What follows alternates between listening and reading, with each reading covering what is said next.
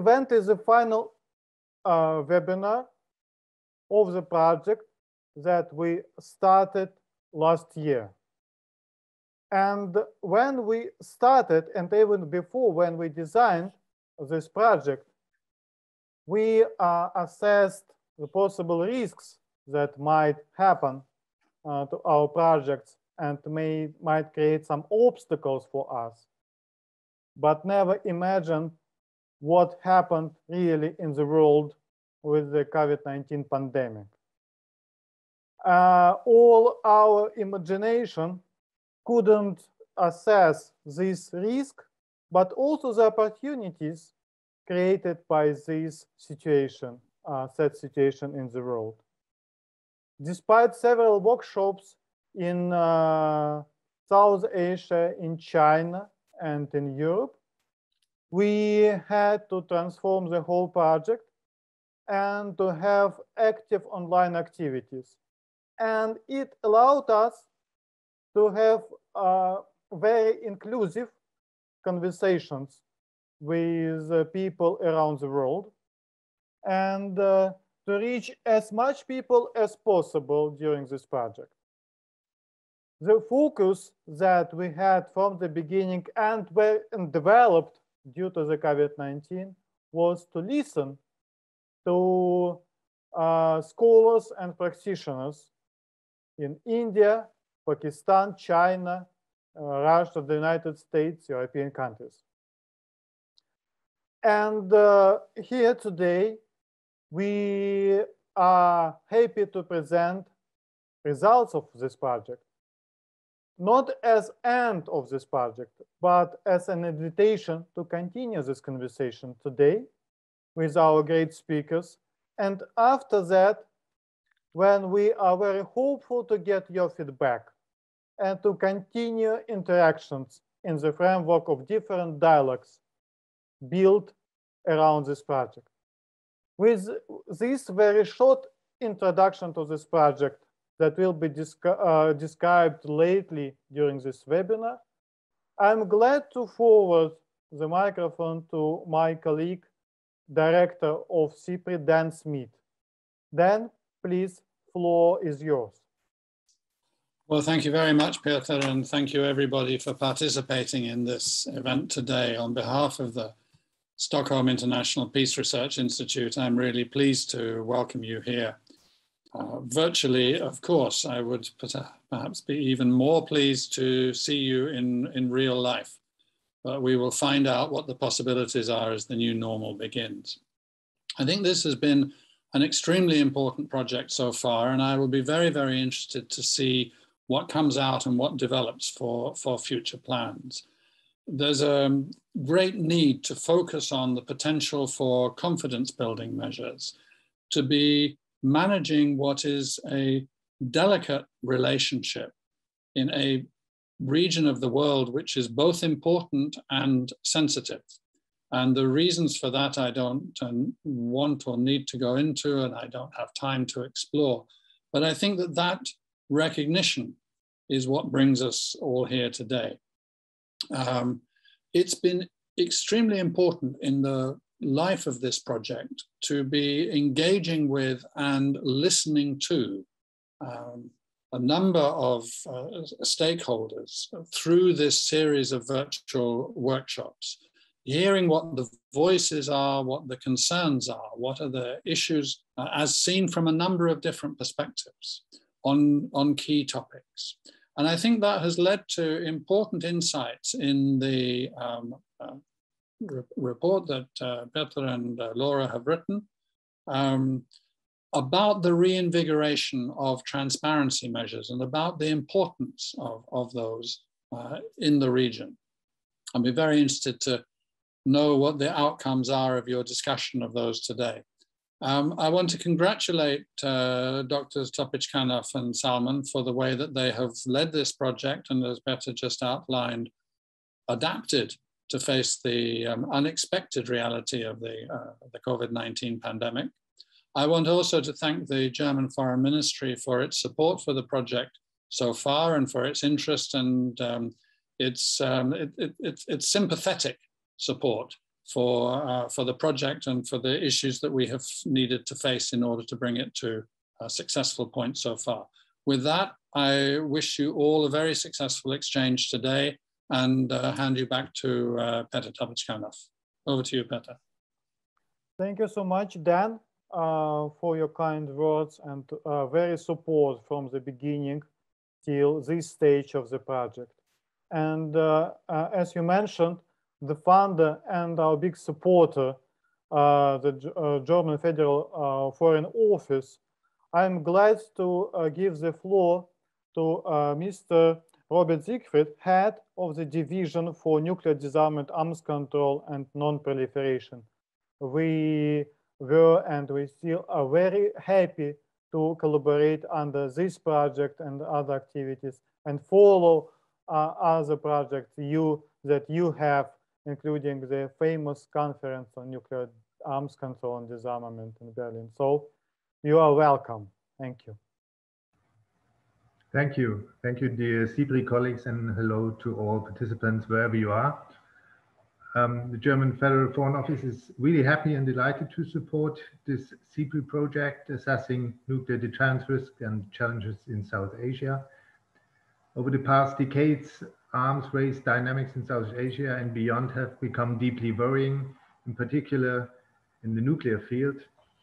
We see increasing power rivalries and mounting conflicts, as well as a lack of cooperative security structures in the region.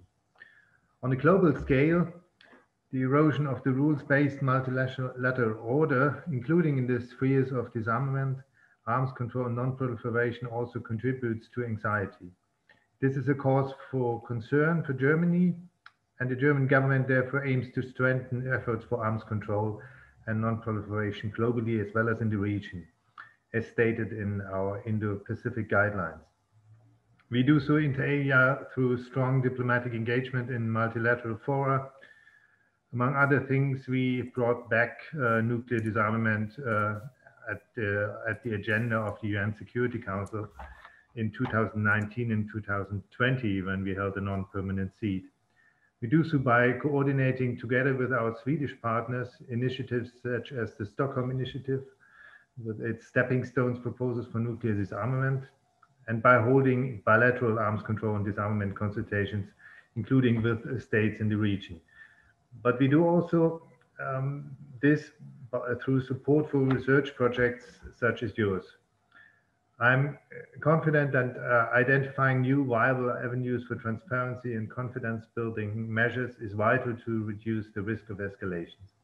And grateful to you, the SIPRI team, as well as current and past workshop participants from South Asia and elsewhere for contributing so many excellent ideas. I'm particularly pleased that both today's event and your findings will be made available publicly and hope that they will inspire further engagement. So many thanks. I'm looking forward to the presentation and the following discussion. Mr. Siegfried, thank you so much. Thank you for your kind and encouraging words. And I hope that today we will be able to demonstrate what exactly we could develop during this project. It's about engagement and dialogue. And now I want to give the floor to my colleagues, and it was a big pleasure and enlightenment and a learning experience to work with Dr. Laura Salmon from the beginning of this project till now. And Laura will describe the project as a whole and also the key takeaways we reached during our field research and desk research and dialogue exercises with our colleagues in India, Pakistan, China, Russia, and United States. So Laura, floor is yours. Please take as much time as you want to describe this project. Welcome.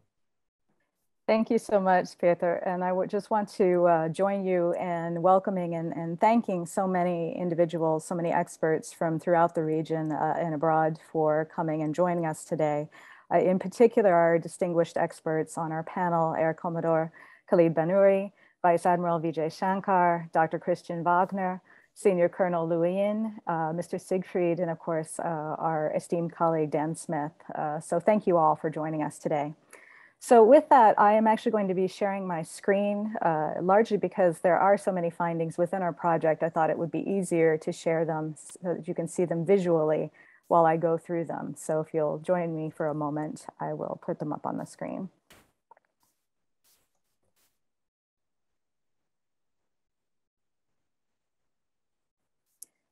All right, so in essence, as pointed out, we're really trying to develop a project here that is not only for the past, for the here and now, but looks into the future. And we're really fortunate today to be joined by so many experts to discuss this at a much more forward-looking approach. But as part of that, I think it's important to understand the background of our project and its scope. So in particular, the aims of this project have been to move beyond the Russia, US, India, Pakistan dyads that most people tend to look at when they look at arms control. And for our coverage, we really took a broad scope. We conducted 119 interviews with military, political, technical, and academic experts. And they were not limited, obviously, to India and Pakistan. We also spoke with experts from China, Russia, and the United States. Among our deliverables, we produced 5 essays, 3 reports, 2 workshops, and a video series. And so we very much welcome those who are interested to go on the SIPRI website so that you may be able to look at some of these findings. But as far as background is concerned, we were really looking at this idea of escalation, and it's escalation under the nuclear shadow, with an understanding that conventional escalation can, of course, sometimes lead to nuclear outcomes. And certainly, the nuclear element is ever present in any number of countries' interactions. And we have a long history, of course, of these in the region. Some of the more recent, of course, are the attacks on the Indian parliament, Mumbai, Uri, Pulwama, and Balakot. These are familiar incidents, particularly in the India-Pakistan context. We've also looked at them in the India-China context, the Depsang incursion in 2013, Doklam, and of course, the most recent is the Galwan River Valley in 2020. That being said, we also want to be mindful that there has been progress along the way. And the more recent cases of this is that India and Pakistan did issue a border ceasefire joint statement in 2021. China and India, of course, withdrew their troops along the Pangong Tso Lake region. So there have been some elements that we also want to be mindful of. It hasn't always been attack after attack. And as speaking to that is part of the reason we are working on these CBMs and transparency measures. Now, in order to understand where CBMs and transparency measures come from, it's important to also understand what the nuclear challenges are. And we found in our survey that there are a diverse range of views coming from the region and abroad. Among Chinese experts that we surveyed, and they numbered in about 43, we found a focus on India-Pakistan to really dominate. So in other words, they're looking at this from a purely bilateral relationship. And also there's a tremendous focus on this idea of a nuclear deadlock in South Asia. So in other words, the idea is, at least among those that we surveyed, that things had not really changed on the ground, that South Asia remained largely an area in flux and that there were tensions between the two countries. In making this argument, China was not really part of the calculus. A number of experts told us, well, China just doesn't factor in to a great extent. If any country factors in external country, that would be the United States. It's serving as a spoiler in the region. Among Indian experts, we found a strong focus on Southern Asia, or this concept of something much broader than India, Pakistan. And within this, China factors in to a much greater extent. In their view, of course, China is emboldening Pakistan, in particular through training and equipment, and also does factor into some of the developments in the region, from tactical nuclear weapons to terrorism. In other words, this concept of China standing in the background and emboldening the country. For Pakistan, the focus was much more on lowering the nuclear threshold in South Asia. And part of this, of course, and where Pakistani experts that we surveyed put some of the blame, of course, was on India and postural ambiguity. This pertains to Cold Start. This pertains, of course, to the debate that even occurs in the United States about counterforce doctrine, the idea that India may be shifting from countervalue to counterforce. And of course, we can get into that in the discussion. But most importantly, Pakistan's conventional asymmetry came up a good deal. So this idea, of course, that Pakistan's military being asymmetrically weaker in the conventional realm makes it more reliant on its nuclear forces, makes it less likely to accept things like no first use. Russian experts, interestingly enough, focused on two dyads, India, Pakistan, and China, India. One of our theories on this, of course, is that this had a good deal to do with the fact that the Galwan Valley incident had just recently occurred in 2020. So China and India was present in everyone's minds. But interestingly enough, when we talk about CBMs and transparency measures, they also tended to put a great deal of focus on previous US-Soviet and US-Russian agreements, potentially as templates that could be applied in the region. And I'll get to those in a few minutes as to whether or not those might be viable. And finally, with the US experts, we found a focus on the dynamism of nuclear postures in South Asia. And this is interesting if you juxtapose it with the Chinese experts that we surveyed, who found that the region was somewhat static, ossified in this, or deadlocked, so to speak. And so that dynamism really played through. They at the same time too, a number of US experts pointed out that there was a difficulty in engaging India. They found that Indian interlocutors were hard to reach out to and engage. And they put a real focus on crisis management and the role that the United States in the future might play in that as well. This brings me to the point of crossover. We did find points at which these various viewpoints did converge. In the case of China and India and the experts from those two countries, there was an interesting postural parity. So a similarity in views on things like no first use or NFU, minimum deterrence, demating, the idea that the two countries converged in terms of their nuclear posture.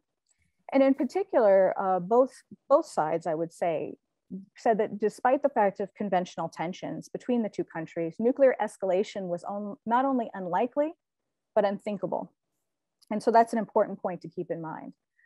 For China and the United States, the experts that we surveyed also really tended to focus on the destabilizing role of each other in the region. Chinese experts tended to focus on things like the US Indo-Pacific strategy, the Quad as creating tensions in the region or exacerbating them. And the US similarly also then focused on China and Pakistan and some of the issues that arise not only from the nuclear side of the equation, but also from economic and political involvement, CPEC and so on. So they had a broader spectrum of things that they were looking at. In terms of India and the United States, we found that experts from the two countries actually focused on the impact of China's entanglement or potential entanglement of conventional and nuclear platforms. This, in other words, dual capable platforms, and how this might actually filter into Pakistan. So in other words, Chinese nuclear and conventional military posture filtering within Pakistan and causing it to potentially reevaluate some of its own stances. Also, both countries did focus on the US-India difficulties on engagement. I mentioned some of these, particularly for US experts, but it also filtrated among Indian experts that we spoke with, who pointed out that the US tends to be fixated on scenarios, scenario building, tabletops, which don't always reflect the reality on the ground in the region. For India and Pakistan, we found that the experts really focused on the lowering of the nuclear threshold by the other side. Interestingly though, in talking about lowering thresholds and also increasing the, or actually I should say decreasing the amount of reaction time in the region, both sides focused on the impact of emerging technologies, autonomous vehicles, surveillance, command and control, and how these were all basically impacted in the region and potentially could lead to crises in the future that we have anticipating. So in the CBMs that I'll talk about in a couple of minutes, I'll come back to that because I think it is actually an area in which there could be greater engagement. And finally, we have China, Pakistan, Russia, and the United States. There was a really interesting confluence among all of these countries in views on this concept of escalate to de-escalate. Many of us have heard about this in the Russian context, the idea of escalating to potentially a nuclear threat to de-escalate a conventional conflict, an overwhelming one, in fact. And Chinese experts, interestingly enough, in several cases, pointed to a linkage between what they view as Pakistan's own version of escalate to de-escalate and Russia's, and how the two might converge, which I thought was kind of interesting. US experts also then drew a further connection to extended deterrence, saying that this is not such an unusual concept. The United States has also been engaged in its own form of escalate to de-escalate for many years. So once again, a point of convergence that we can explore to a greater extent in the CBMs. So that brings me to the crux of our discussion today, transparency measures and confidence building measures. We've separated these into three main categories. The first is doctrinal dialogues and joint threat assessment exercises. We found that experts that we surveyed really found that both had merit. However, perspectives diverged on format. As just one brief example, Chinese experts that we spoke with were less comfortable with the concept of a trilateral. In other words, China, India, and Pakistan sitting down at the table and discussing these issues. Many felt that it puts China in the middle. And that it also creates an issue, of course, with the Nuclear Non-Proliferation Treaty, since India and Pakistan are non-members, and of course for China, this is a non-starter. And I'll get into that into a few moments as well. The second is communication lines, pre-notification and de-alerting. Certainly nuclear crisis management was a big part of the discussions, and a number of measures were proposed. The bulk of these were bilateral, yet the role of external countries did receive attention. And finally, the development and employment of strategic technologies. There was a debate over this, of course, because of civil-military crossover. We see this particularly in emerging technologies, right? AI and so on. That at the same time, there was a focus, because of this very reason, on targeted CBMs that really targeted employment rather than development, understanding that certain systems like hypersonics, for example, are going to be developed. So it's more about controlling their employment than necessarily their production. This brings me to the last part of the presentation, which for those who are interested can be found in our report, which just came out, and you can certainly look at it in greater detail. But we developed a viability spectrum, so to speak, from all of these wonderful CBMs and measures that were suggested by experts from the 5 countries. And we divided them into more viable, moderately viable, and less viable. For the purposes of today, I'll focus on more viable and moderately viable. And I'm actually going to focus on just a few of these items, not to say that they're better than the others, but I also just recognize the shortness of my time for today. So first of all, of course, on the more viable scale, I highlighted here South Asian threat assessment exercises on generic scenarios. And of course, as I pointed out earlier, there is a contention among a number of experts from South Asia that the scenarios that are currently out there are not very representative. But at the same time too, we found that there was a reticence when you start focusing on specific incidents like Balakot, like Pulwama, to necessarily want to focus on those. They're too incendiary. So the idea is that these mirror actual events in the region, but that and by doing so, these exercises will be less sensitive and more likely to garner participation. The second point is China-India nuclear dialogues. Since nuclear and security related dialogues have occurred at the Track 2 level, in fact, I used to work for the Carnegie Endowment for International Peace, and we've held these at the Track 2 level between China and India and in Beijing. So there is a precedent. And also bilateral talks tend to be less objectionable, particularly we found for experts from China, particularly since they have reticence towards these trilateral ones. We felt that nuclear dialogues could be regularized and expanded, at least to start at the Track 2 level. The third point on this that I'd like to highlight is multilateral consultations on the impact of artificial intelligence and lethal autonomous weapon systems on nuclear risk. You know, and I mentioned at the outset that there is this real interest among Indian and Pakistani experts, it seems, on emerging technologies. And this is the perfect example of something that could be expanded. There is already, of course, a group of governmental experts that engages in talks under the 1981 Certain Conventional Weapons Convention. So this discussion, we would argue, could be broadened to explore nuclear and cross-domain impacts, also in South Asia. Among the moderately viable suggestions that were made. And we say moderately viable because there's always a caveat associated with any of these. The first that I would highlight on this list is a China-India strategic restraint regime with a no first use pact. Interestingly enough, this idea, this concept came from a Chinese expert who was a part of our discussions. And the concept behind this, of course, is that China and India already have no first use declarations, and that bilateral engagement and a tandem pledge could elicit greater transparency and greater clarity. However, we would also contend that this should begin at the track 2 level, once again, because of this issue of the NPT and the fact that India and China and Pakistan are not signatories. China, of course, if they want to be involved in such a discussion of no first use, that's going to be a hurdle that's going to come up again and again. The second point I would highlight on here is the India-Pakistan analog to the Soviet-US Joint Statement on Strategic Stability. This suggestion came from a Russian expert who was a participant in our discussions.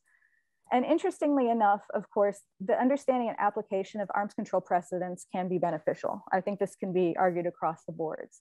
However, whether or not these would be applicable in the South Asia region remains a question.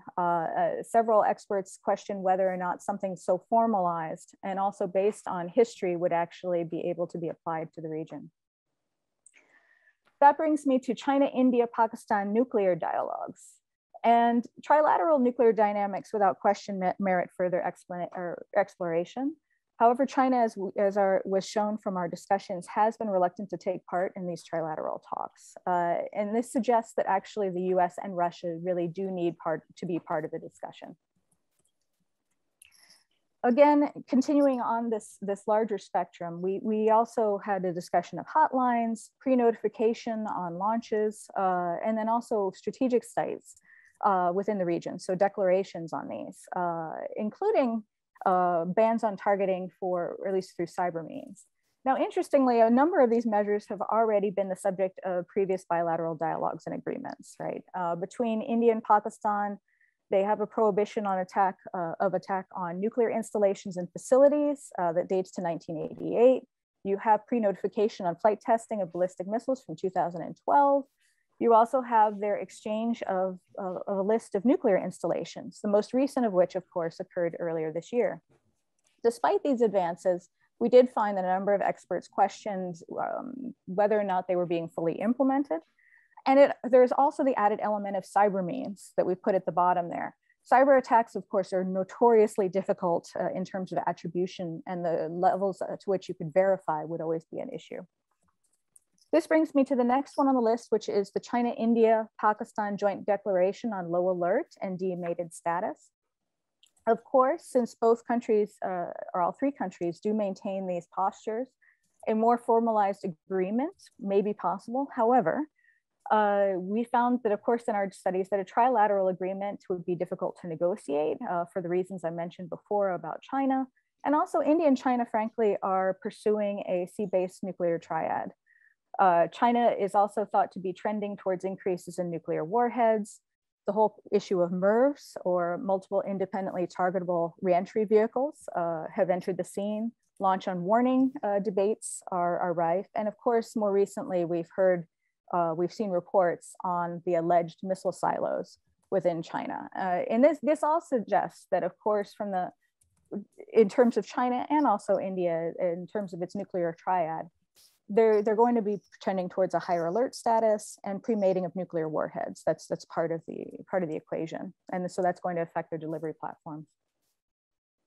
That brings me to the final slide. The two that I'd like to highlight on this slide are external mediation, or platforms for South Asia strategic stability talks. Russia's position, interestingly enough, during the 2020 China-India border tensions could serve as a non-nuclear precedent. The fact is that both India and China were able to meet on the sidelines of another meeting that was occurring in Moscow. And it could serve as a platform in the future for the two to engage. And in fact, this recommendation came from however, a more formalized mediator role for an external country, much like Russia, particularly on nuclear issues, has been politically challenging in the past and is likely difficult for the future as well. But this could be something that we might wish to explore, at least at the track 2 level. Finally, I would highlight on this list the multilateral forums on cyber attacks against critical infrastructure and NC3, or nuclear command and control. Such cyber attacks were a common concern among Indian, Pakistani, Russian, US, and Chinese experts. However, of course, there remain sensitivities on the intersection between nuclear command and control, or NC3, transparency, and potential targeting. In other words, revealing too much information or too much transparency could cause issues in the future for the countries involved. So mindful of this is just a spectrum of different CBMs and transparency measures that we found through our research on this project. And I very much look forward to, as I'm sure my colleague Petr Topičkanov does, in hearing reviews from our experts, our esteemed panel of experts, and things that they found useful, but also things that they might suggest in place of some of the items on our list. So thank you again, and I'll turn the microphone back over to my colleague. Thank you. Laura, thank you so much for the comprehensive coverage of the project and our findings. Now it's my pleasure to launch the second part of our webinar with feedback from our great speakers. When we invited our speakers and discussed how we build this conversation, we suggested three main questions. The first question was, please choose 3 confidence building measures from our last report that you think are the most convincing. The second question was, once you have selected them, please offer your recommendations for how to best implement these confidence building measures. And finally, please suggest 1, 2, or more, if you wish, confidence building measures not mentioned in our project. Of course, we don't want to limit you with these 3 questions. Please feel free to suggest or offer more ideas if you want. We will be extremely grateful for that. Now I want to introduce our first speaker, Air Commodore Khalid Banouri, who was the first Director General of Arms Control and Disarmament Affairs at the Pakistan's Strategic Plans Division. And he holds a rich and diverse over 40 years of public service experience. And he remained associated with Strategic Plans Division of Pakistan from the year of its inception in the year 2000, and was a part of Pakistan's expert-level negotiations in Pakistan-India nuclear confidence building measure process from 2004 to 2012. He's a graduate of the F-16 Squadron of the Combat Commanders School, Flying Instructor School, as well as the Pakistan Air Force Air War College and the UK Joint Services Command and Staff College. And there are more details. Please check the agenda available to all the participants. Air Commodore Khalid Banouri, the floor is yours. Thank you so much for joining us today, and we are looking for your feedback. Please welcome. Thank you very much. Ladies and gentlemen, depending on where you are, good morning, good evening, good afternoon. I'd like to begin by acknowledging SIPRI project's extensive work that has been taken from the time this project or this pursuit began, the kind of meticulous work that has gone into it to bring it to a level where the 2 project researchers, Dr. Peter Topičkanov and Dr. Laura Salman, are presenting their findings is much, much appreciated. That said, this topic, as indeed all those that relate to nuclear politics, is a complicated one. To look through such issues, perhaps it is prudent to establish 3 areas of focus: the environment, the actors, and the agenda. And it is largely understood that while nuclear risk may pertain to a particular region, any use or even a possibility thereof would affect the whole world.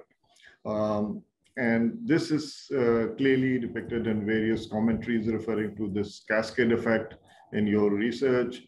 the US, China, India, and Pakistan, and therefore it is useful that this project has endeavored consulting various important stakeholders. But since we want to focus on South Asia, it is pertinent also that the difficulties between Pakistan and India be kept in view. There is, of course, a history of mistrust and suspicion that has prevailed for a significant time between the two countries. Despite that, there were attempts to overcome them at different times. There is merit in thinking about the composite dialogue process that began in June 2004 and included several rounds relating to expert-level interactions in the nuclear confidence building measures. Till this on again, off again process got frozen finally in 2012. Some progress, nevertheless, however minimal you may want to call it, was made despite difficulties, and Laura, you referred to some of those achievements. Regretfully, for last several years now, the environment is not conducive to any dialogue situation.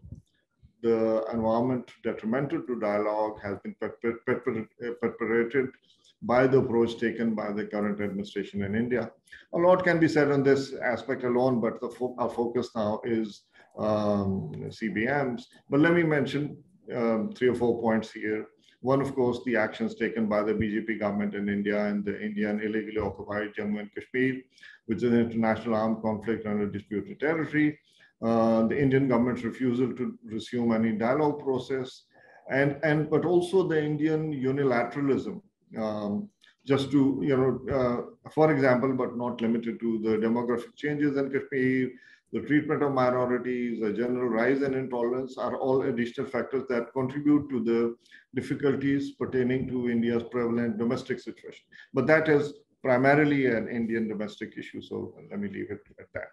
The overall effect of this, in short, is that the enabling environment for CBM process requires, that process requires simply does not exist in South Asia at the moment. There is no mood for dialogue. The fact that no meaningful dialogue can take place in this emergent situation has been acknowledged in SIPRI findings as CBM fatigue, which indeed exists. The way forward thus has to take into account the issues in a wholesome manner that tackles nuclear risk and conventional balance to find solutions leading to conflict resolution, which indeed should be the eventual desired outcome. While the SIPRI initiative can be welcomed, it must also be recalled that such initiatives have been taken in the past as well. While past work could point at the issues accurately, they also remained limited to good effort, shall we say. Despite the fact that even at track 2 levels, some participants brought in a wealth of experience to the table in view of having handled such issues at track 1. One may recall, for example, the Brookings Institute project titled The Strategic Chain, linking Pakistan, India, China, and United States. I think it was 2017. That took into consideration the cascade effect, and several of your experts in your that you point out have talked about it. That US, China, India, and Pakistan, identifying the cyclic chain of cause and effect. The conclusions came out from each actor's perspective. Similarly, there was an earlier CSIS nuclear reduction centers between India and Pakistan. It was in 2004, and I had the privilege to be an observer in that process. Some of those people who attended later on were in important positions in the government. So, that should have some relevance then. Each of these initiatives included at least 3 formal sessions of closed door discussions. There may be lessons to relate with them in those efforts as well and their reports, though the rather hostile environment of today did not exist then, so that will be a limiting factor. But in short, ladies and gentlemen, the nuclear risk reduction is a shared responsibility and requires the will of the actors to work together in an enabling environment. Easier said than done, of course. In other words, states should get to the negotiating table with the will to achieve results while ensuring that the respective national interests are protected. All parties have to sit in for any meaningful outcome. The findings of the study by Peter and Laura have painstakingly documented various, though at times contradictory, observations by several experts that they consulted. One can see that an effort to provide a neutral overview of those background discussions. Thank you for that.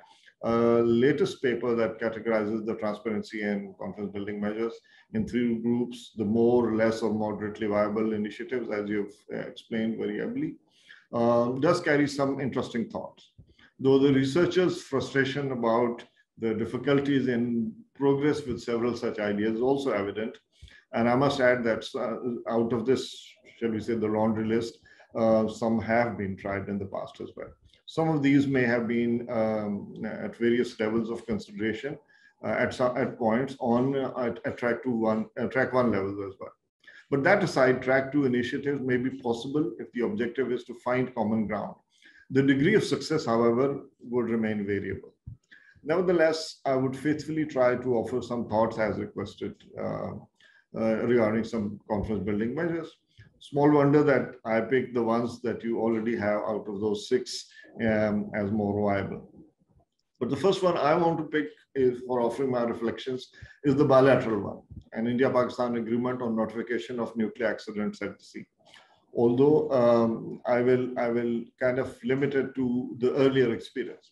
This is an interesting thought though, and it obviously reminds of the Lahore process, which was an agreed position between India and Pakistan, where the jointly agreed MOU included INC-C, the incidents at sea. And just to recall what it said in Lahore Declaration, the 2 sides shall conclude an agreement on prevention of incidents at the sea in order to ensure safety of navigation by naval vessels and aircraft belonging to the 2 sides, unquote.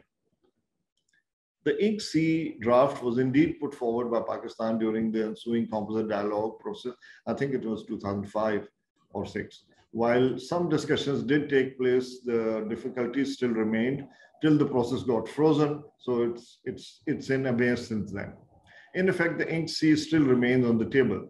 When and if this process resumes, we should note that it was part of the conventional CBMs and not nuclear at that time. As after the first round, expert level conventional and nuclear CBM rounds used to take place back to back. So the question at this point is not about overcoming disagreements at this point, but about the resumption of the process itself or not. Next, I note the Trans-Regional Forum on Regional and Global Strategic Stability.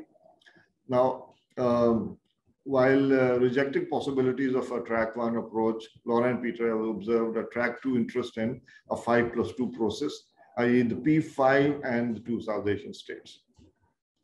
In my public discourses over time, I often refer to 24 years from 1974 to 1998, during which Pakistan tried to offer initiatives to keep nuclear weapons out of South Asia.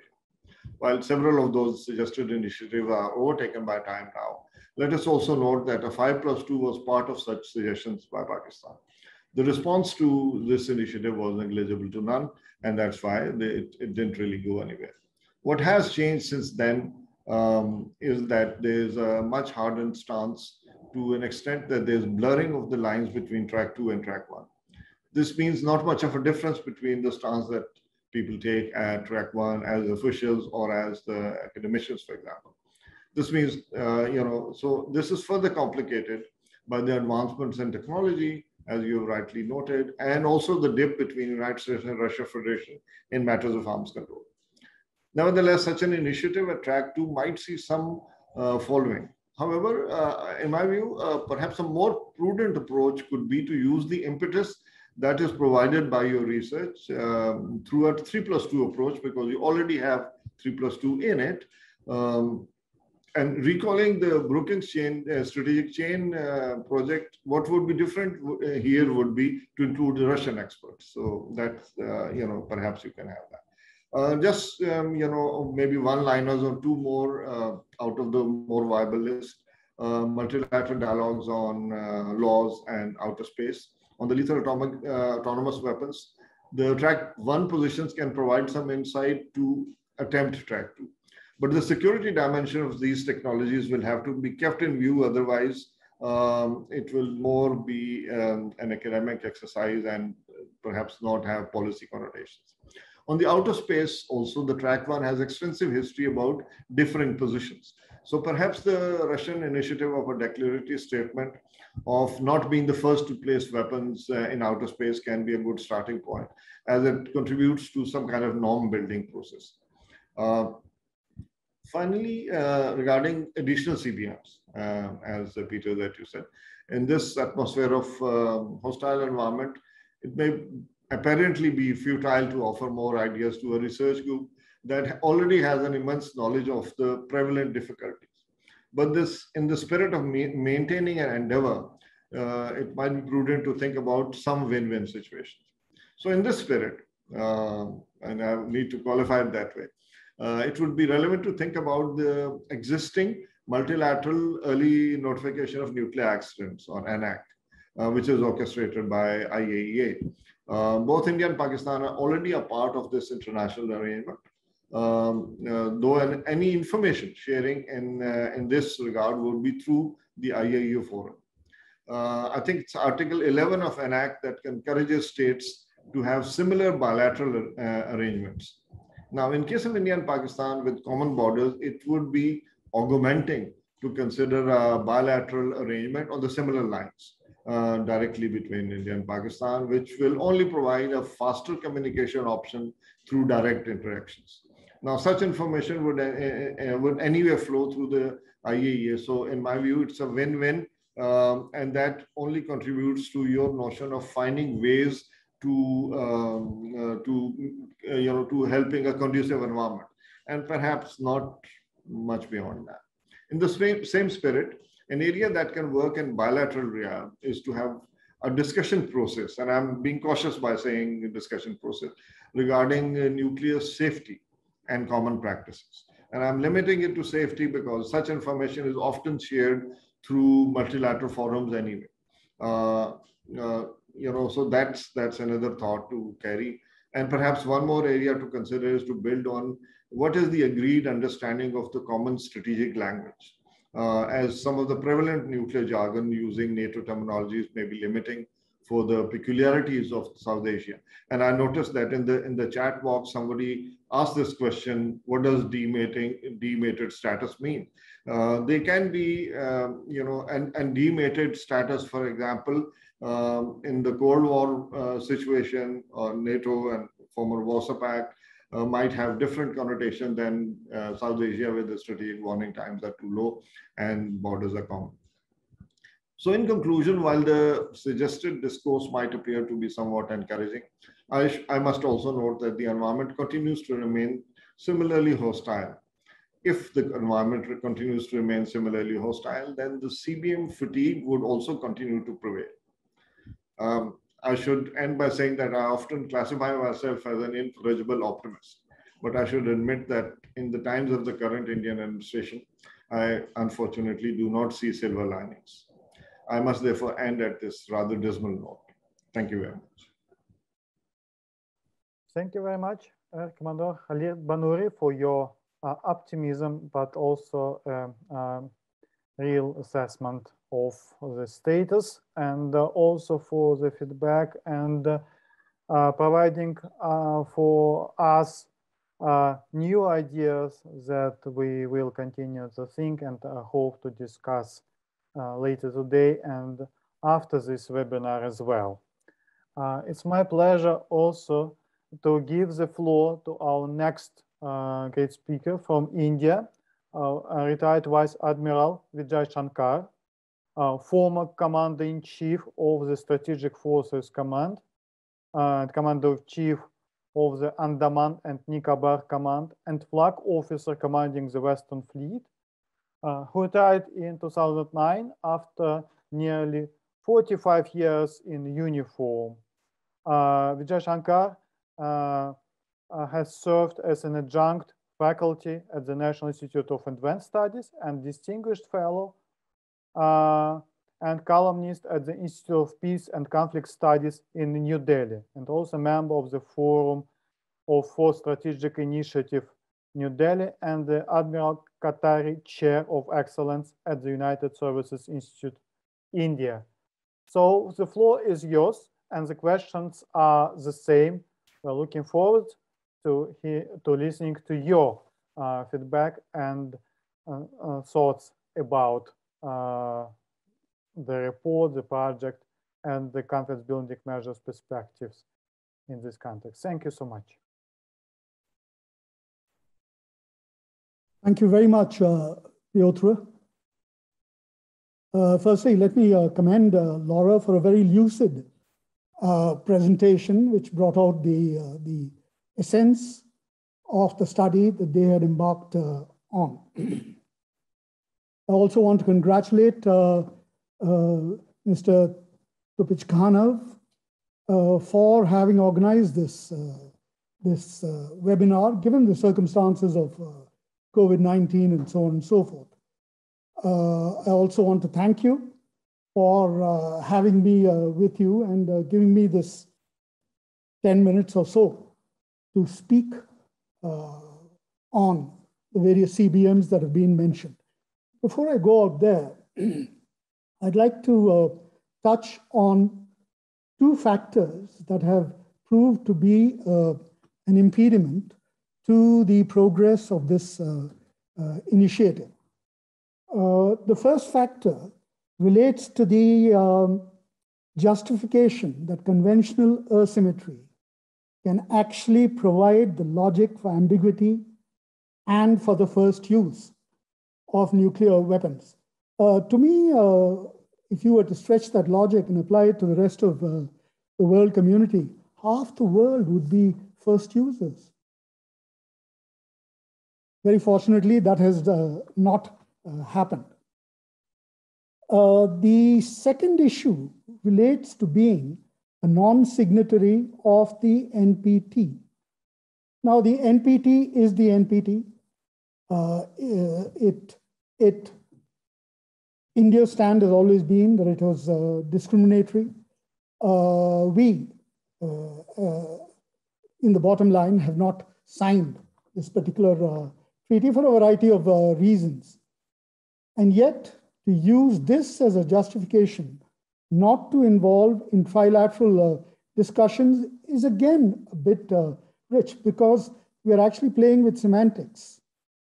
The NPT, by the logic that has been presented before us, precludes dialogue with countries such as Pakistan and India because they're non-signatories, because they're not nuclear weapon states. But we are nuclear armed, aren't we?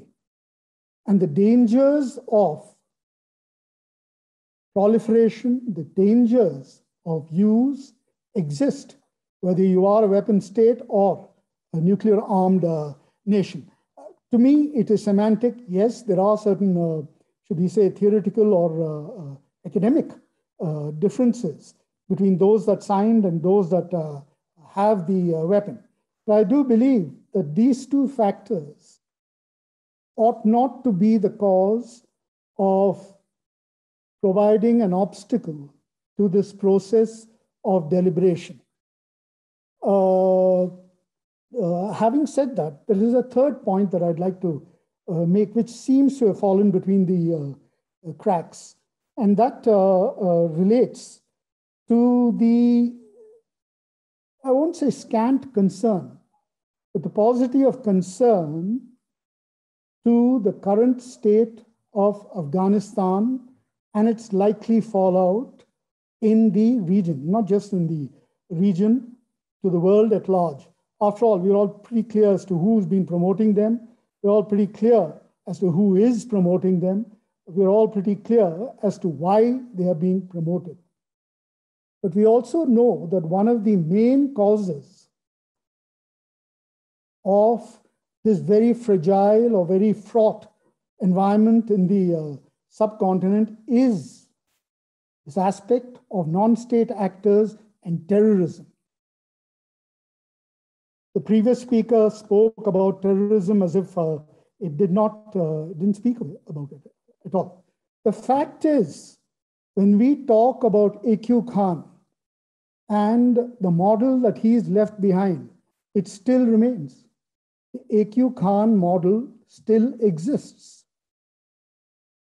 All it takes is a stimuli and maybe a set of stimuluses that could set them off and actually start a quest for possessing nuclear weapons by jihadists. This is a problem.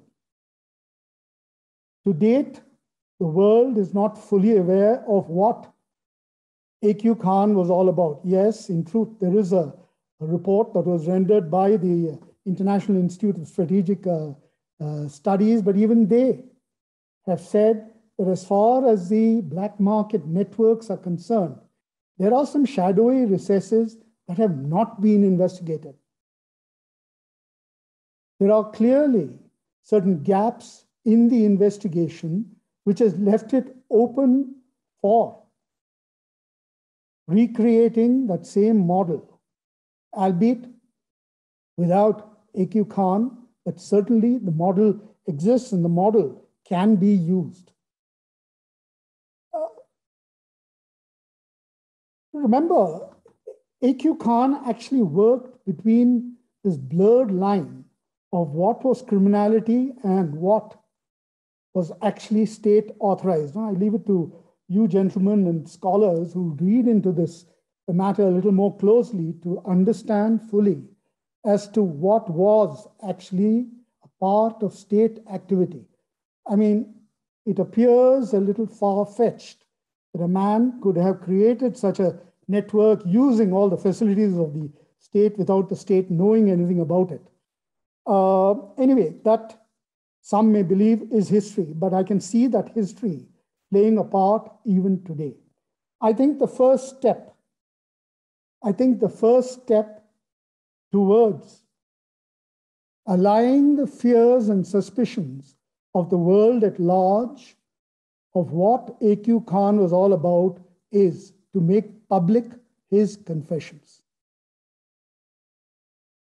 Because once those confessions are made public, verified, and we all know that we have methods of verifying those such documents, we would have a little more faith in each other. But at the moment, with the Taliban in charge in Afghanistan, with the ISI in Pakistan playing such an important role to get terrorists who have been proscribed and who actually carry a bounty on their head to be a part of the government in Afghanistan is, you would agree with me, extremely worrisome. That being as it may, I do believe steps will have to be taken. Studies by institutions such as yours, Piotr, could actually come out with steps to ensure that regulation of nuclear material, nuclear technologies, and the ability to transform what is available in the local market in terms of individual units to a proper working unit does not occur again. This would take not just bilateral or trilateral, it'll have to be a multilateral talk, because this is something that the world itself ought to be very worried about. Every scenario that I have been a part of, needless to say, I'd rather not mention some of them, always begins with a terrorist attack. Always. And because it begins with a terrorist attack, we are bewildered that the logic of a terror attack can actually morph into a nuclear war where the first choose nation is quite willing to challenge conventional forces using nuclear weapons. You know, as far as the Indian military or the Indian establishment is concerned, a nuclear weapon is a nuclear weapon is a nuclear weapon. Its first use will be retaliated to in the manner that we consider best. And I think that notion must go loud and clear to anyone who believes that he can use a small weapon in a first use capacity. We believe that there's nothing as escalation control. Once a genie is out of the bottle, it'll have its way, it'll have its say, it will have in fact, its total wish to annihilate. When I was in my job as the Strategic Forces commander, we often did these very macabre calculations of what the effect of, let's say, a 40 kiloton air burst at 600 meters would have on a densely populated city like Mumbai or say Karachi, where the population density is as much as 400 odd per square kilometers. Through modeling, through empirical data that was available, it was quite clear that the first primary losses would be in the region of 150,000 in the first loss, casualties that would occur in terms of radiation burns and so on and so forth, and blast effect.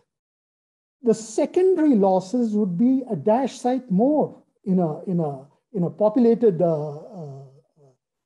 area.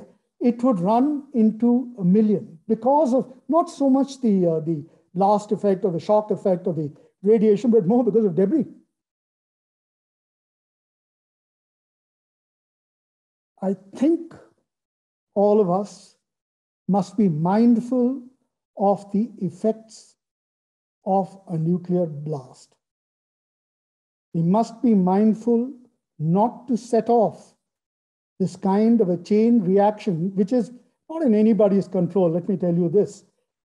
You have a tactical nuclear missile like Nasser, which was a ripoff of the Chinese WS-2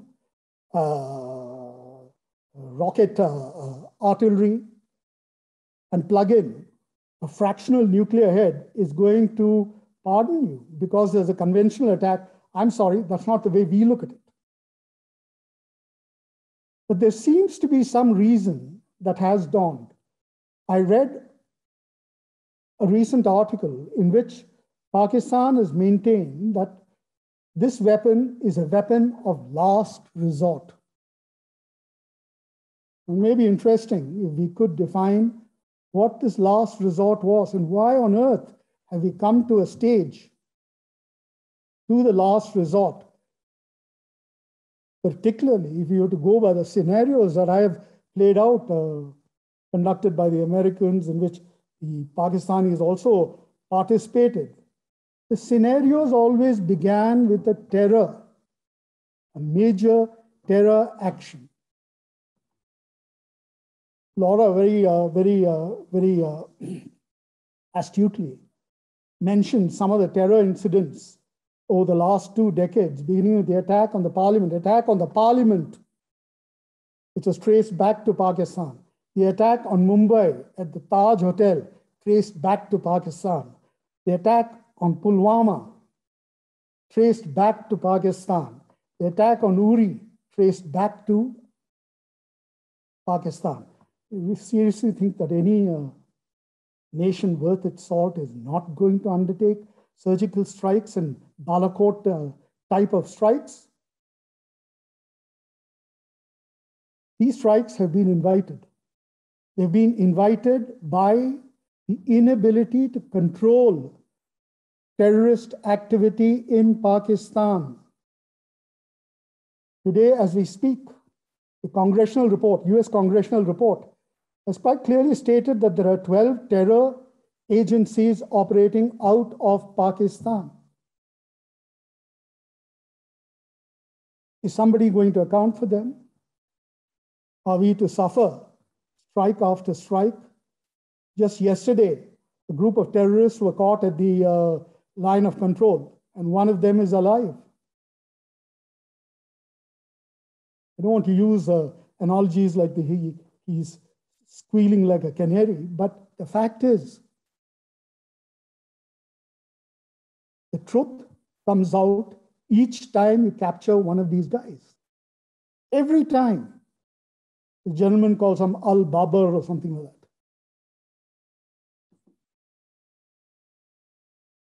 I do believe there is a way of stemming, going back to the issue of clandestine and illicit black markets nuclear goods, I do believe 2 or 3 points can be addressed.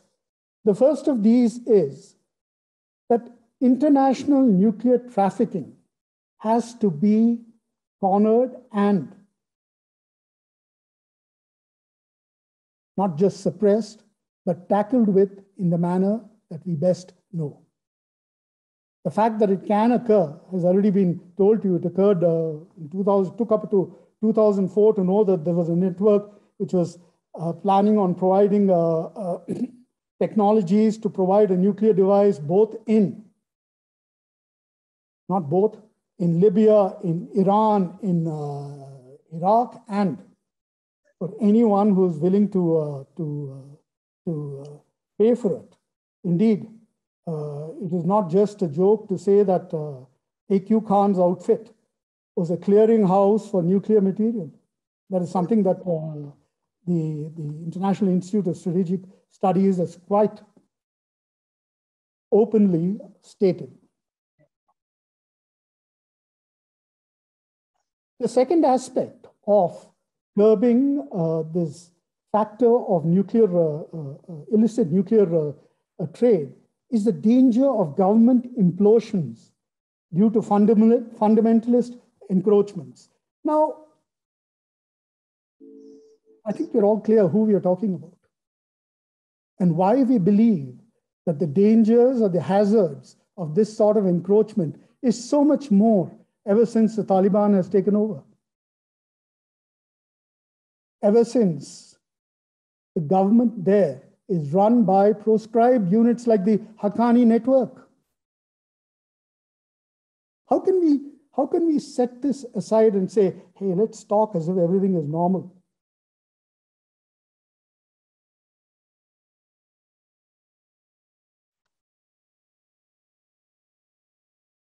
As I had mentioned earlier, the only way to allay suspicions is to come clean on the confessions and the investigation of A.Q. Khan so that we know what his network was about. Now we come down to some of the issues, those 3 points that Dr. Tovichkanov so astutely brought out of the 3 CBMs that we want addressed. Personally, I'm not entirely convinced by these, but certainly doctrinal dialogue is essential. Will Pakistan, for God's sake, come out with a piece of paper to say this is our declared doctrine?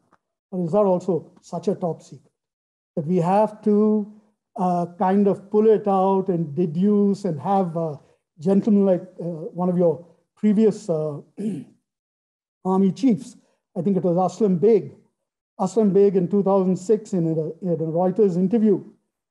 Remember the background. At this stage, American Special Forces were seriously considering clamping down on Pakistan's nuclear arsenal. And this Reuters interviewer asked Aslam Beg, hey, listen, it's very likely that you're going to lose your arsenal because of the kind of snakes. I'm sorry, I'm borrowing that phrase from Hillary Clinton, the kind of snakes that you're nurturing in your backyard. Aslam Beg's response, and this is, anybody can go and go on the net and check this out, was, you know, you can hold back all our nuclear weapons. There'll be 1 or 2 that are available to us. And you can rest assured, we will lob it on India. But that kind of irrational logic, that kind of administration, that kind of what the army in Pakistan actually runs their policies, particularly nuclear, foreign, and so on and so forth. That kind of a logic, where does it stand? And here is a very responsible one-time chief of the army staff saying just that. That of the remaining nuclear weapons, you will lob one or two on India. One has to get real about these issues. Yet, I believe doctrinal dialogue is essential so that we can have a document to at least go on. But this is a declaratory doctrine of Pakistan. Initially, soon after 1998, we had, soon after, Khalid Kidwai coming out with his 3 red lines, or 4 red lines: geographic, economic, loss of territory, and lastly, loss of control over the state itself. At least there were red lines that you could go on. They were quickly retrieved. And therefore, when we talk with Pakistan on issues related to nuclear matters, one must note that you're dealing with the kind of state that has gone into bed, sorry for using that phrase, that has gone into bed with jihadis and has a military strategy that has embraced the first use of nuclear weapons. You're dealing with this kind of people. For God's sake, how can you expect great element of dialogue and discussion and so on and so forth? Obviously, after an attack on Parliament, after an attack on Mumbai, the financial capital of India, as you may or may not be aware, those 7 days that the stock market in Bombay was closed caused the stock market damage to the region of something like $56 billion, 2008. Dear Admiral Vijay Shankar, I apologize for interrupting you. Could you please jump to your proposed confidence building measures? Because we have 2 more speakers, and also I'm very hopeful for the discussion with our participants from around the globe. Thank you so much. Right, Piotr. But let me just finish off. I was dealing with the confidence building measures. Let me finish it, because that seems to be the heart of this talk. Yes, please. Laura, you're smiling because I don't have the luxury of an open statement that you can talk as long as you want. I think communication lines are extremely important. What would be the nature of these communication lines? It cannot be left to the DGMO's hotline. There must be dedicated communication lines that permits you to actually discuss issues that you believe could cause, should we say, unintended conflagration.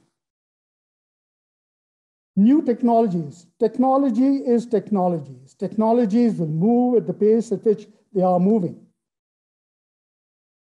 Yet, it is important that the employment of new technologies must be clearly understood and made transparent, if not the details of where, how, and when.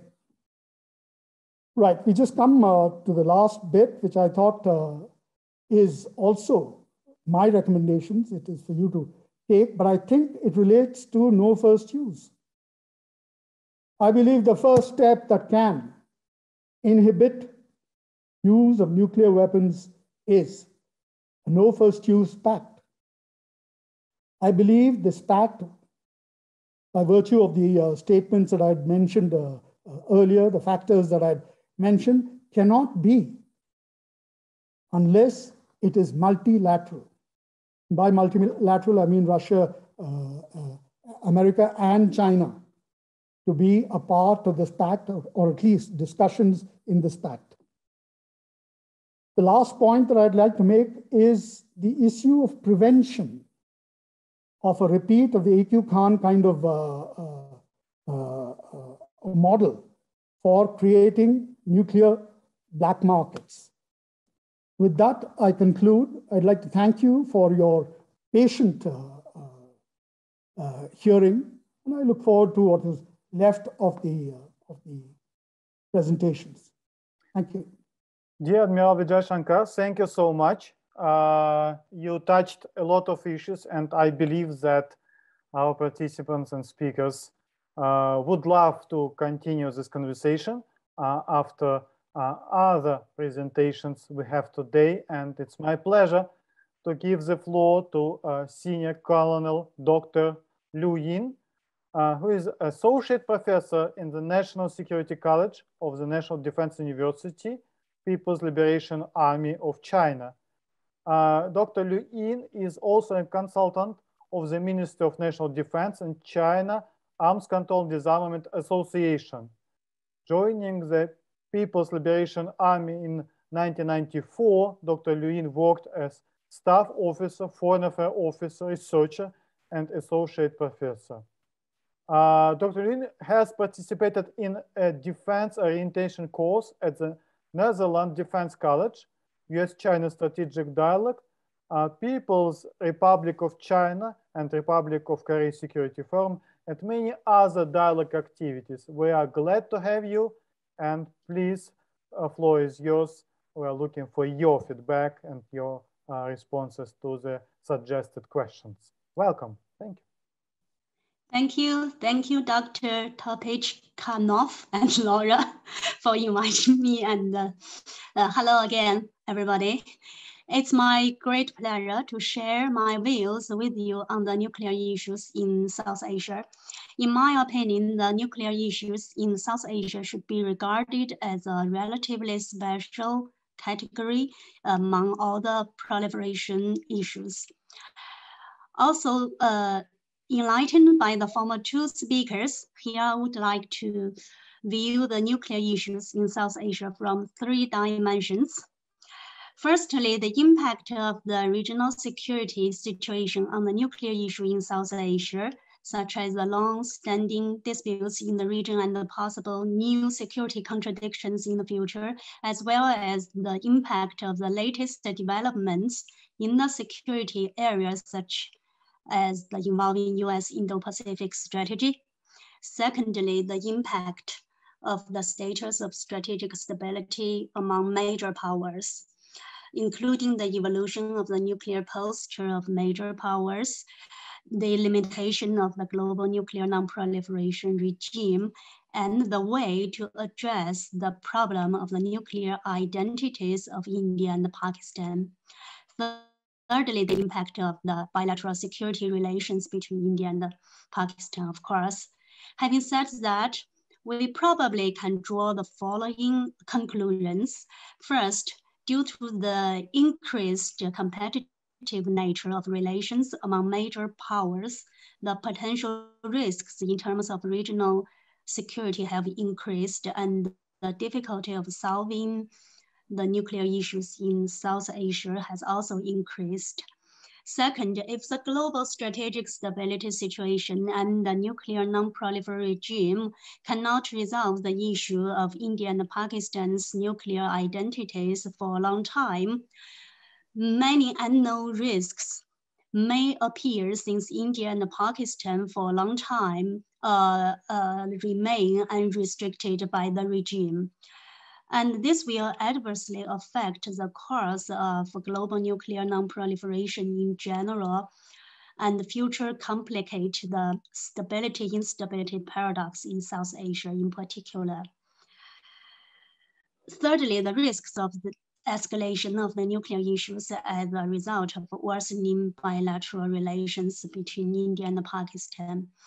While the current status of mutual restraint on the part of both India and Pakistan is commendable, possibilities of escalation of security conflicts do exist, and effective preventive arrangements are desirable. Therefore, in accordance with the expectations of the organizers, I would like to put forward a general proposal and some specific suggestions based on the measures listed in the SIPRI publication provided to me.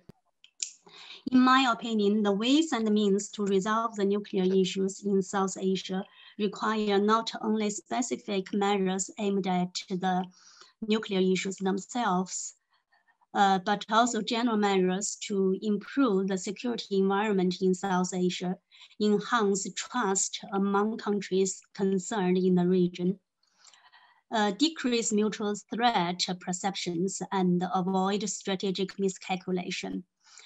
We need to examine the South Asian nuclear issues in the context of the global strategic environment, the global great power competition dynamics, and the global nuclear posture. Ways and means in this regard may include direct conversation between top leaders and institutional dialogues between respective functional departments. For the purpose of enhancing mutual trust, reducing miscalculation, and negotiating bilateral agreements, for example, reducing the risk of nuclear war, avoiding nuclear arms race, and reducing the role of nuclear weapons in each other's respective national security policies. Furthermore, the two countries should be encouraged to explore the possibility of making mutual commitments not to be the first to use nuclear weapons against the other, as well as not to further increase the number of their nuclear weapons. The publication pays much attention to confidence building measures and increasing transparency, with which I totally concur. What I would like to add here is that such measures should be explored at both the capability level and the intention level. The logic behind that is confidence and transparency at the nuclear capability level can only be achieved by means of enhanced mutual confidence and transparency of strategic intentions. When it comes to specific CBMS, I'm impressed by those suggested in the publication.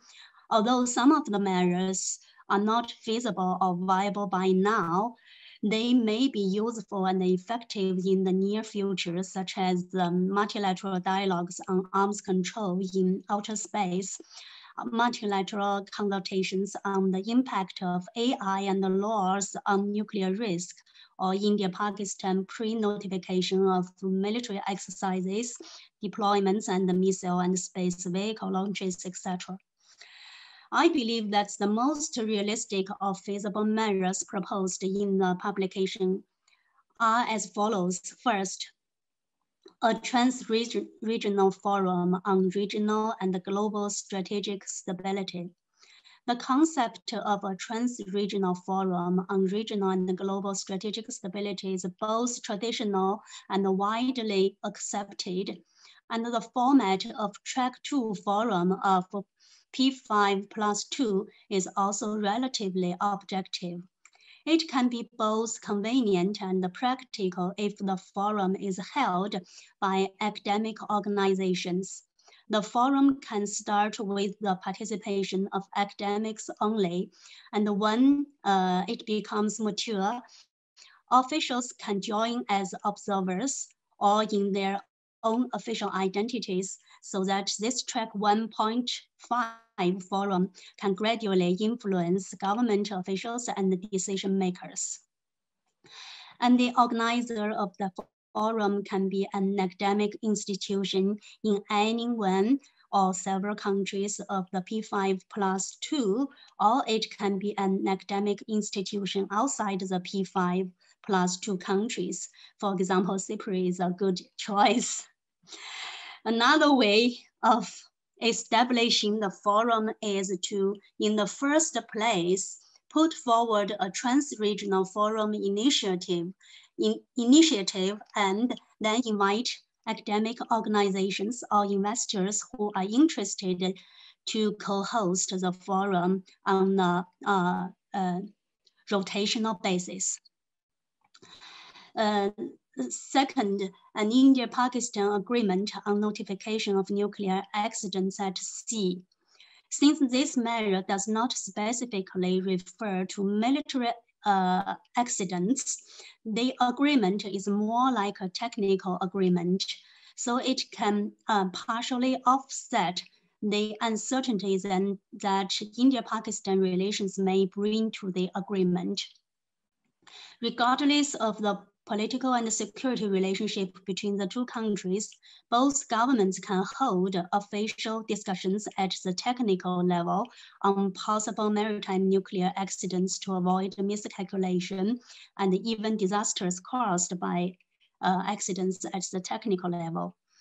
The content of the discussion can be focused on the notification in the field of maritime nuclear safety accidents between the two sides, and such notifications should include both prior and post-accident ones. Thirdly, a South Asian Nuclear Risk Reduction Center to address nuclear security, radiological accidents, and radiological terrorism. The South Asia Nuclear Threat Reduction Center can be jointly organized by the IAEA or India and Pakistan with the goal of building a regional nuclear accident prevention center to reduce the threat of radioactive pollution caused by nuclear accidents. Emergency procedures drills and first aid exercises for dealing with nuclear accidents can be organized under this framework of the center. I'll stop here. Thank you. Thank you so much, Colonel Liu Yin. It was a very constructive and convenient map of the measures that can be implemented in this context. Thank you so much. It's greatly appreciated. The next, our speaker, Dr. Christian Wagner, asked us to skip his presentation, unfortunately, due to technical reasons and the noises and the poor connection. So, Dr. Wagner, we are happy to have you on screen, and we will be very grateful for your comments if you will provide us with your comments after the event, or if you want, you can speak now a few words. Peter, I hope you can hear me first. Let me thank you. Can you hear me? Yes, perfectly. Probably. Wonderful. Let's I apologize. Try. Yep. Please go ahead. Well, apologize for all these technical. Sorry. Second point, you may get some street noise. So also apologies for this one. Let's thank the organizers. I got a new Wi-Fi connection out on the street in the rain, but I think that's also a different form of new experience in Zoom webinars. On the project, thank you very much for a wonderful project. Unfortunately, I couldn't listen to the presentations of the previous eminent speakers.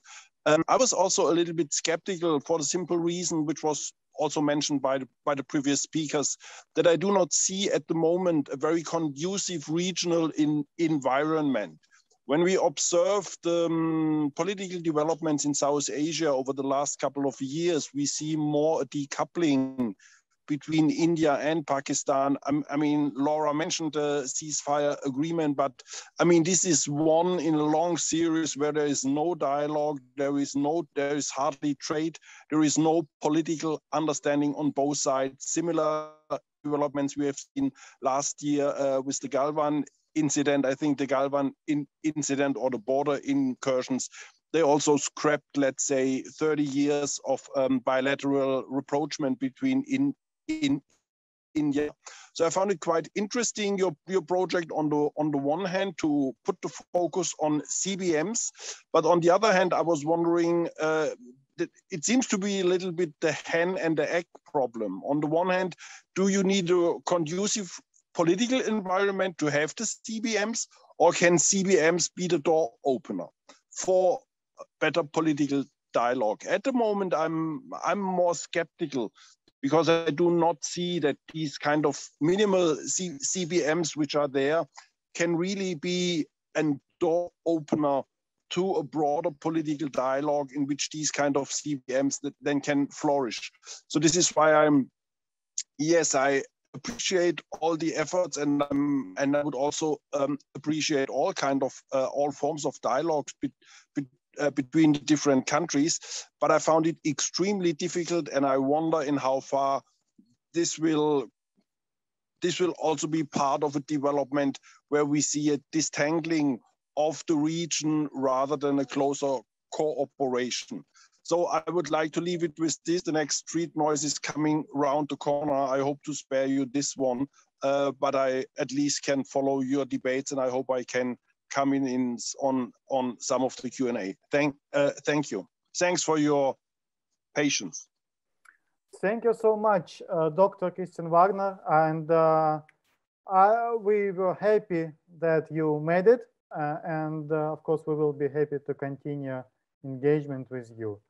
So now when we had excellent presentation by Dr. Laura Salmon and our highly respected speakers from Pakistan, India, China, and Germany, we have time for the discussion. And the discussion will be built around the questions sent by our participants. And I will mention several questions addressed to concrete speakers.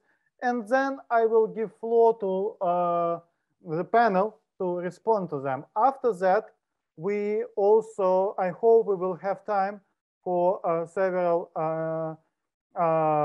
comments that I see raised hands by some participants.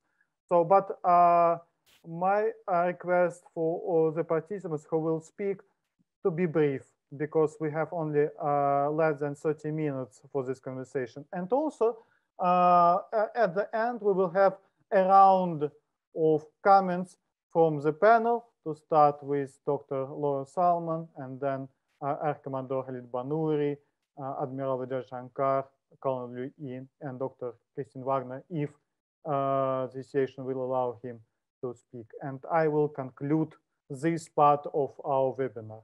So let's start. The first question and a comment is from Pakistan, from the our participant of our project, Aizaz Chowdhury, who mentioned that India, as he writes, has blocked all dialogue with Pakistan, citing terrorism. We are now discovering that India has systematically sponsored terrorism against Pakistan using Afghan soil through TTP and other groups.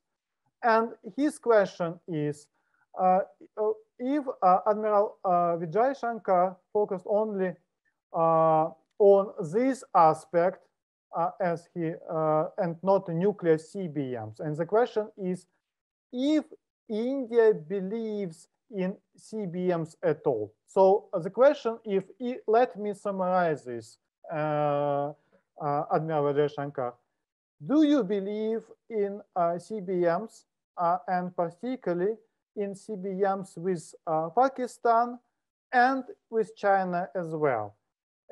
You mentioned some, as you remarked them, feasible CBMs like doctrinal dialogue.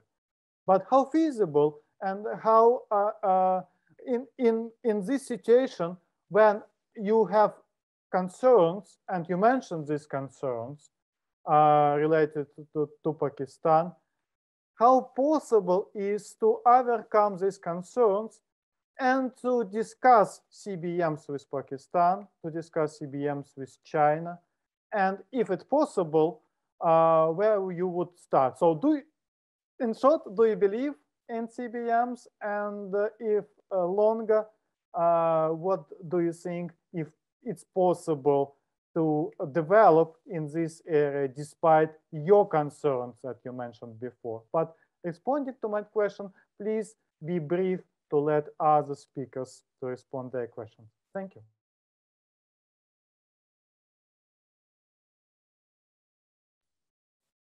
The short answer is yes. Good. The short answer is yes. Yes, good to hear. But good to hear that, is it? Good for you. But I think a word of caution here. I think Dr. Christian Wagner had said something which is much larger than all these, what we are talking about, that this is not a conducive moment. The ambience is not right to talk about CBMs. Yes, you can keep it in mind. We can, in this track 2 and track 1.5, we can talk about these CBMs, provided certain milestones are achieved. The first milestone I would suggest to you, I don't know whether you find it odd, should there not be a doctrinal statement to say that this is my declaratory policy? I don't think so. I don't believe that we can hang anything unless we have that statement. I took a little time to mention what Aslam Beg said. I took a little time to talk about Khalid Kidwai only for this very reason. That the vast differences in outlook of a nuclear armed state is what is worrisome. Add to that the factor of non-state actors and jihadists. Thank you so much. So your answer is clear. So the next question is from Dr. Andrei Gubin from Vladivostok. The question is for the Colonel Liu Yin. Is there any possibility for China joining the START process in track 2 or track 1.5 on consultations levels with the United States and Russia? Probably such measures also can contribute to easing tensions in South Asia. And also I want to mention that other participants from the United States, my former colleague Rose Göttemüller, mentioned that Rose was very glad to hear from you a continued interest in the P5+2 format that was used in 2011-2012. And Rose Göttemüller mentioned that she believes that it's a good idea and it can be continued. So the question is about the new START process and track 2 and track 1.5 in the format of in the form of consultations. So what do you think about the Chinese interest to join this format? Thank you. Thank you. Thank you for the question. The official statement, I think, from Foreign the Ministry of Foreign Affairs, you must be very familiar with that. But from the experts' perspective, I believe it is possible to join START process in track 2 or 1.5 level with US and Russia. In the first place, of course, as observers for Chinese representatives, and then participate in some of the process to accumulate experience, because China has very less experience in the strategic weapons negotiation or dialogue based on history and the policy. And then for Chinese thinking, we think if we can join some kind of the security or strategic dialogue, the basic condition or precondition is the political environment. If the countries concerned can create a favorable environment to promote Chinese side to participate, I think that will be a very good start. We only need some kind of improvement on the bilateral or especially on bilateral relationship between China and the United States. I think with the development of the security, with the worsening of the security environment in Asia Pacific, from my perspective, the timing is not so mature for now. But from a scholar's thinking, I think it's very feasible. It's a very feasible suggestion for China to participate, even the timing is not so mature. Thank you. Thank you, Colonel Liu Yin. The next question is from Rose Gürtemüller, because she mentioned that Colonel Liu Yin referred to the dialogue with the United States, but other participants didn't mention the role of the United States. So my question is for Air Commodore Khalid Banouri, and also, if you wish, you can provide your comments about previous statements. So the question is, do you believe that the United States should be excluded from such discussions in the region between Pakistan and India, between India and China, and in these frameworks? Or the United States might play a role in the countries' building measures dialogue between these countries? So this is a question for you, and also you can briefly comment on previous statements. Thank you. Thank you. Thank you, Peter, for this opportunity. Let me answer your question first on this notion of whether the United States should be excluded from these kind of discussions or included. I have supported track 2 level dialogue on 3+2. So that gives you my answer that, yeah, we consider nuclear matters inclusive, and we are open to discussions. Every state has a right to decide for what it needs to do for its national security. And within that permit, the discussions can always take place. But thank you for giving me some opportunity to make other comments, and I would like to respond to Admiral Shankar's speech, shall we say, who perhaps read his 45 years dossier on whatever information he wanted to give.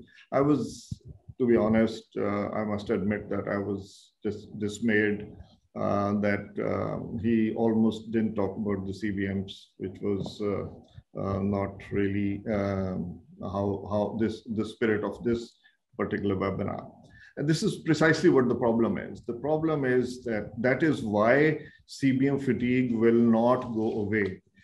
It will only harden positions because you continue to take positions in which you expand and let the audience get into a maze of whatever issues are in that phase. So I'm not going to glorify responding to each of those points. This will need perhaps another 2 hours. But let me just make some points in the context of what the subject of this webinar is, which is nuclear risk. So the sense that I think we need to come and bring out about is, let me pick on what happened in Balakot, which has been mentioned several times in this. Balakot was an irresponsible airstrike, which was blatant aggression as per the UN Charter by India. It actually set a tone, a significant tone of how whether there's going to be any getting to the table or there would be more confrontation. So India decided to go all the way up on the escalation ladder. And there is absolutely, to use the words of Sir Michael Quinlan, who has done a lot of work on arms control, that the notions like no first use are likely to be the first casualty to be thrown out of the window when a conflict situation starts to evolve. India precisely did that and demonstrated that situation. It was thrown out of the window. The Prime Minister of India himself threatened a night of murder The missile attacks were threatened. Submarines were deployed. All the triad situation was done. And ostensibly to win a domestic case, which is the Indian election. That is how it was coming up. And that actually, the point that I want to make is, in that situation, peace was hanging by a thread, and Pakistan firmly held on to that thread. That's the difference of how it works. Now, I could go on responding to each of the points, but this is not about those responses. For that, there should be another setting. But let me just make this point, and so many references have been made about AQHAN, and let me just tell you about how I see this issue. These are issues about nuclear security, of how you protect your information, your technology, and so on and so forth. Pakistan has done extensively about nuclear security. Pakistan's Center of Excellence on Nuclear Security has been mentioned by the late Director General of IAEA as an example to emulate by other countries. And the information about Indian nuclear security is negligible to none from any official sources. However, there are rampant information provided by Indian sources, by Indian media, and sometimes by the government about thefts of radiation safety, radiation issues. They've been reported to illicit trafficking database. There are several such things that have continued to happen. The Pakistan's notion of getting to the table to discuss mutually nuclear missile restraint and conventional balance. I've heard of references to a Pakistani army chief. Let me provide a reference to a recently retired Indian army chief of that time, who was going around the world talking about limited war. When I informed him that all Pakistan is asking is that let's get to the table to mutually agree whatever is agreeable on nuclear missile restraints and conventional balance, he turned around and said, this is reasonable. Why aren't we doing it? And I said, ask your government, why aren't you doing it? So these are the kind of things, the gaps that I see in these kind of situations. The things that India has been continuously doing in Pakistan, the disinformation campaign was identified and shown by Europeans and not by Pakistanis. The spy network, the spy serving naval officer caught was an Indian who was doing this, and this was part of the terrorism campaign that they had in Balochistan. Within India, the RSS kind of mindset is going to lead to India to implode one day, and several of our Indian colleagues will conveniently blame it on ISI because that's the easiest way to go. I can go on various various responses. If you're interested, I can go on forever on these things, but let me stop here and wait for some more reaction. Thank you. Thank you so much, Commodore Khalid Banuri. We have 10 minutes left for this webinar. And I have another question for Laura from our colleague in SIPRI about the future and implications for the our project and the country's building measures. The recently established Australia, United Kingdom, and US cooperation and nuclear submarine related area. So, Laura, when I'm asking you this particular question, I want you to spend a little more time presenting your thoughts about the way forward, just to describe what do you think about where we are now, and what do you think that it's good to develop and how to develop for in future? Thank you. Thank you very much, and thank you all for a very rich conversation so far. Just to the point, I'd like to emphasize when we started this project, we of course were focused on 5 countries, as mentioned at the outset. Our first workshop actually incorporated experts also from Australia, interestingly, not from the UK. So we were already thinking even at an even greater scale, certainly given the nuclear submarine and technology transfer that has now been under discussion between the United States, the United Kingdom, and Australia. That dimension is a significant element and has become an even greater one. It's certainly one we've been pursuing, and we will have a volume coming out most likely at the beginning of next year that we've already completed, in fact, and it's going through the editorial process with the National Security Journal, which is a New Zealand based journal. And so for that reason, we have been thinking about this issue. In light of this new development, certainly this points to the expansion of the concept, at least in the United States, of the US Indo-Pacific strategy. There's long been an interest within the Quad and elsewhere to pull in Australia to a much bigger extent, I would say, within that, and also looking towards Europe's role as well. How this is playing out beyond this particular project, certainly this new element suggests the fact that, as rightly pointed out by Rose Gottmuller, we need to start thinking about how we formalize some of these types of discussions. The role that SIPRI can play in all of this, and that I think Piotr and myself have been looking at, is how do we do this at the track 2 level, since that's something that we have access to, and if possible, the track 1.5. So in other words, you have official and non-official participants as part of the discussions. I think what we've heard today, and which I think is particularly important, is the fact that in having these discussions, mutual trust is something that comes up quite frequently, and the political conditions need to be there, obviously, as pointed out by any number of our experts.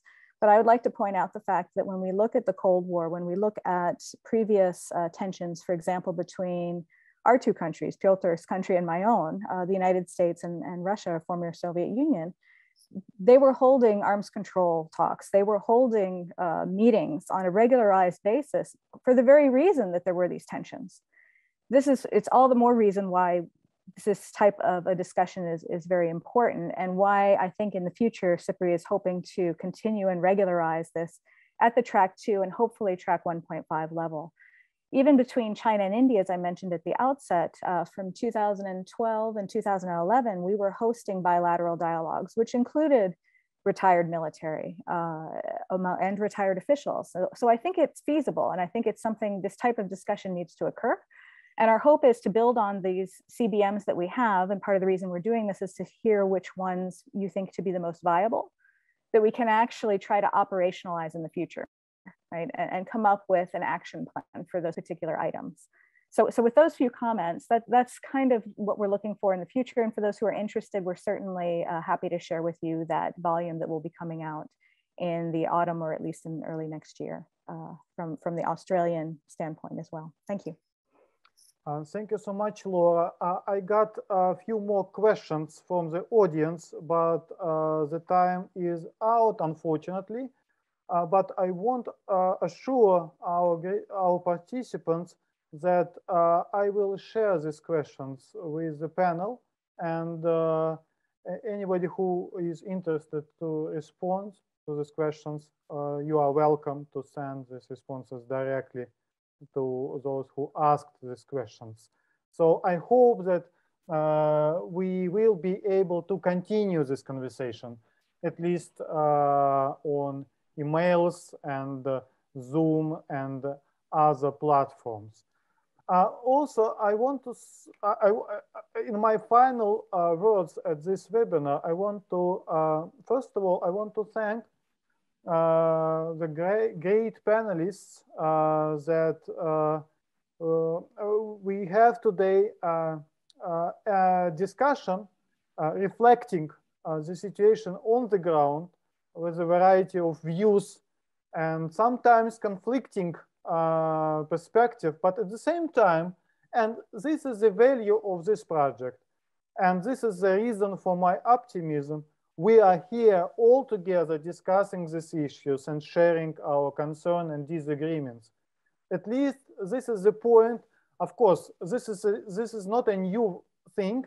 It happened before many times, and I had experience to participate in such dialogues. But at the same time, it's not behind the closed doors.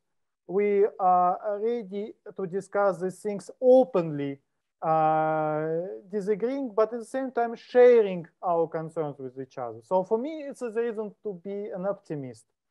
So from this point of view, I want to endorse Laura and Laura's ideas about how to develop this project further.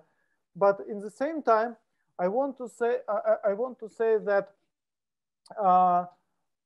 probably it's not the right time to say that countries, including my own native country, Russia, are ready for multilateral agreements and confidence building measures agreed and implemented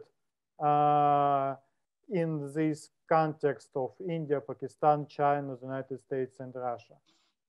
But at the same time, Russia has strategic security dialogues, and Russia discusses these issues. And at the same time, United States has its own records of dialogues with China, India, and Pakistan, and Russia as well. So because of this network of semi-official, official, and non-official dialogues, it's possible to build something more. That is why it gives me the reason to believe that despite the recent obstacles related to the COVID-19, it's possible to develop some measures or some frameworks, not necessarily measures agreed, but at least some frameworks that will allow the countries to build something more. So, and with this, my intervention, I want to thank everybody for joining this webinar. And I want to apologize to those participants whose questions we didn't address during this conversation, but we will address them later. And please stay in touch, and let's continue this important, essential conversation in other ways. And your feedback on our reports and events available on the SIPRI website is extremely appreciated.